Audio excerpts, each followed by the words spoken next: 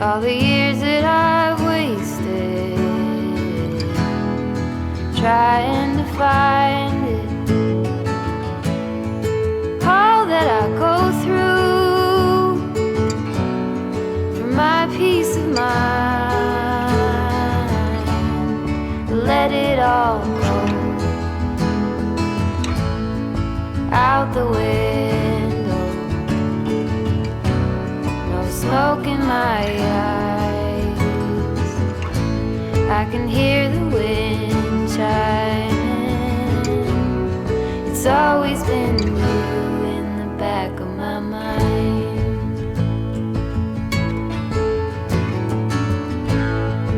Early blue morning, when everything's cold, I see you running, all covered in gold.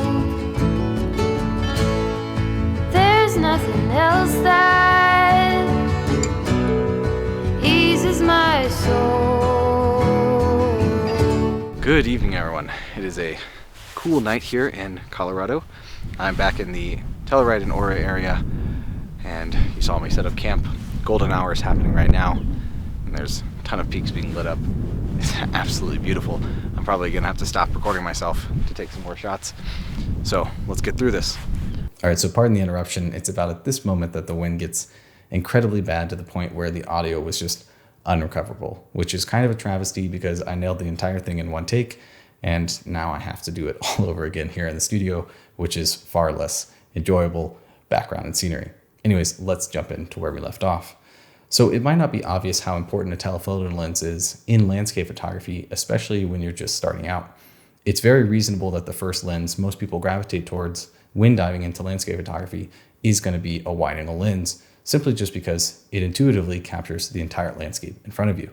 Recently, though, I've been shooting, especially on this trip, more and more with my telephoto lens, more often than even my wide-angle lens. And I kind of want to dive into why that is, while also going through a few tips when shooting with a telephoto lens, whether you're just getting one now or you're looking into buying one for the first time. The first tip I have is to have a sturdy tripod. If you've been shooting wide angle and getting away with a somewhat budget or low quality tripod, it's just not going to cut it with a telephoto lens. Not only is the lens going to be significantly heavier, but the further you zoom in and have a deeper focal distance, the more every little movement from wind or vibration is going to show up. As an example of this is when you're shooting at lower shutter speeds during, let's say, golden hour, or you have your settings set to ISO 100 or f8 and f11, which is pretty typical in landscape photography, and even if you have some type of image stabilization. By using a sturdy tripod, you'll simply come away with more successful shots. The next tip seems to show up in almost every video I make, but it's to use a 2-second timer, or at least a shutter release. It's basically mandatory. If your shutter speed is really long, we're talking quarter of a second or longer, you're probably going to want to use even a 5 to 10 second timer if you don't have a shutter release cable. This is going to help reduce the vibrations caused by your hands being on the camera when you take the photo and take it off. It's something I still totally mess up, and I actually botched a shot from this exact location that you're watching, so just remember to be patient and at least use a 2-second timer. A bonus tip is also going to make sure that you have nothing dangling or hanging from your camera in these conditions such as high winds or anything like that. You might have noticed I never have a camera strap attached, but I realize that's not common. So just be conscious that you might have to wrap that around your lens or take it off if you can, along with anything else that might blow in the wind. The third tip is to use a polarizer, which I talk about often in many of my videos because they're wonderful for all things landscape photography, no matter what lens you're using. In regards to using them for telephoto shots, many times you're going to find yourself far away from your compositions or your subject matter, just like I am here in the setup in the video you're watching. And that means you're going to encounter haze. And one of the best ways to remove some of that haze from your images is by using a polarizer. Here's an example of me turning the polarizer on my lens, and you can just see how much haze gets cut out of the image by doing so. This isn't something you can replicate really easily or naturally in post. Obviously there's a dehaze slider, but it's just not going to do what a polarizer can. And if you want a recommendation for a polarizing filter, I'll have the magnetic one that I'm using linked down below. I really love magnetic filters because it makes it so much easier to switch from my wide angle lens to my zoom lens if I want to. So the next thing you're going to want to do is check your critical focus. And you should be doing this for every shot that you take. It's okay, I don't do it either, but I can always get better. And it's especially important for telephoto shots because the focal plane is much smaller than what you might be using or what you might be used to with a wide angle lens. To do this, all you need to do is punch in on your camera's live view using that magnification button after using autofocus. Set your lens or camera to manual and then slightly adjust your focal ring back and forth until the scene looks the sharpest. The last tip I have for you is to not worry about any of the tips that I just told you, which I know sounds counterintuitive, but realistically, just have fun shooting telephoto shots. Take the camera off the tripod if you have plenty of light, and don't worry about everything that I just mentioned. Many of the times, the lens that I have when I'm just driving down the road is this one, is my telephoto lens. And it's fantastic to just jump out of the car, snap a few shots like these. Back of my mind.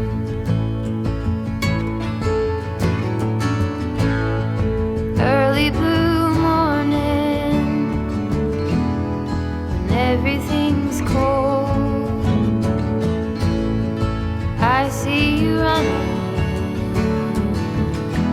all covered in gold.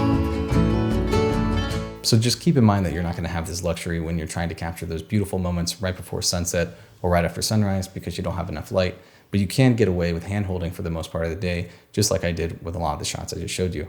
Remember to just have fun and don't let yourself get too tied down to having to set up your tripod and camera every time you want to take a photo.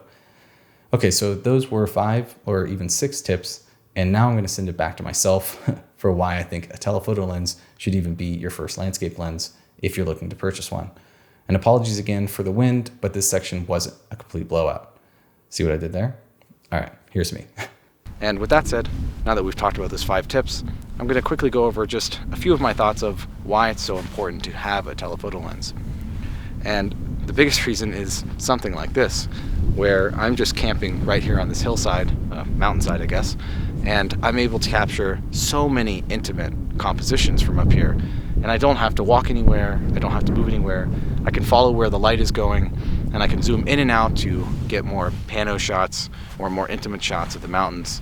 And it just gives me so much versatility. And on this trip alone, I've taken so many shots that are grandiose, big, and with all this stuff happening, and I've taken really intimate shots where I'm just shooting some clay in the mud, and I'll put those on the screen now. And it's just so versatile to have that in your camera bag. And I think it's really important to step outside of just shooting wide shots and get a telephoto / zoom lens and just play around with it, have a lot of fun with it. I think it's become I've honestly been shooting way more, like I said, with this lens on this trip so far. So I hope those 5 tips help you in some way, and I hope this might encourage you to start looking into getting another lens, or maybe it's the first lens you get.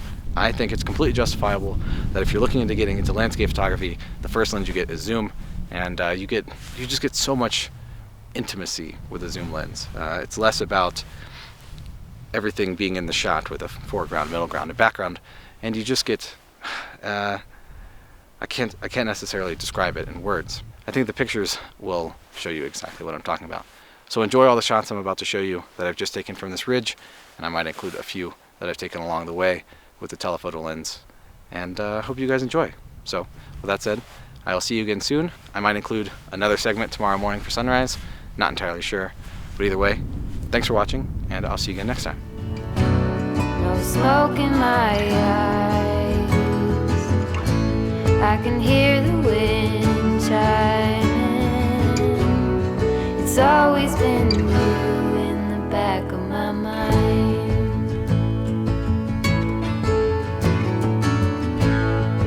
Early blue morning, when everything's cold, I see you running, all covered in gold. There's nothing else that eases my soul. I let it all go out the window. No smoke in my eyes, I can hear the wind chiming. It's always been you in the back of my mind.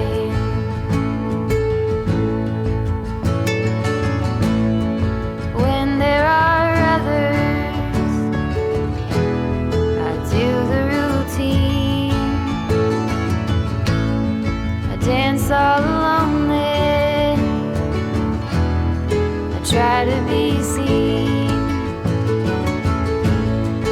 Then there's a feeling, you know what I mean. I let it all go out the window. No smoke in my eyes, I can hear the wind chime. It's always been